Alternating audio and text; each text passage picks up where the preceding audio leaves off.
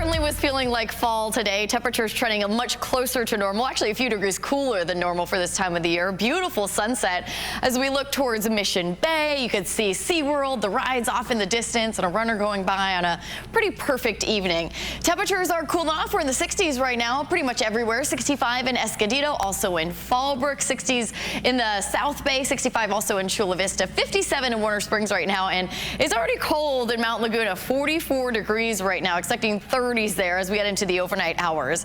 On top of the chillier temperatures, especially in the mountains, we're also noticing the wind, making it feel brisk. It's definitely a sweater weather type of day for those locations. Julian gusting at 21 right now, 14 for Pine Valley and out in Mount Laguna. So I'm going to put our 10 News Futurecast into play. Those gusty winds we saw today in the mountain and desert areas, those were those onshore flow, that westerly flow. Well, the winds are quickly going to be switching tomorrow. Offshore flow will be the story. Santa Ana winds. This will be a fairly mild to moderate event. It's actually going to be a stronger event farther to the north of us, Riverside, Orange, LA counties. For us here, we're looking at peak winds maybe in the 50-mile-per-hour range, while most of us, especially the inland and the mountain areas, we're going to look at winds anywhere from about 15 to about 30 miles per hour. But even if along our coast, a few gusts could reach 30 miles per hour. A little warmer tomorrow. Temperatures are going to be hovering in the mid-60s to low 70s at the coast, low to mid-70s inland, chilly in the mountains in the 50s, and a quick warm-up in store for us for the desert areas, pretty close to around 80 degrees. So what's going to bring the Santa Ana conditions? The system, this system right here is going to be diving south. The circulation around it is going to bring us those east and northeasterly winds.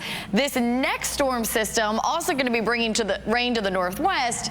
It's going to dive south as well, bringing us another round of Santa Ana winds coming through this weekend. So the storm track is staying to the north of us until next week. So I've been talking about this for about a week now. Our next chance for rain, our first potential storm of the season, actual storm with measurable rain, is looking like it's going to arrive next week, potentially as early as Wednesday. It's looking more likely that the system's going to stall offshore and then push inland Thursday into Friday or Friday into Saturday, bringing more widespread rain.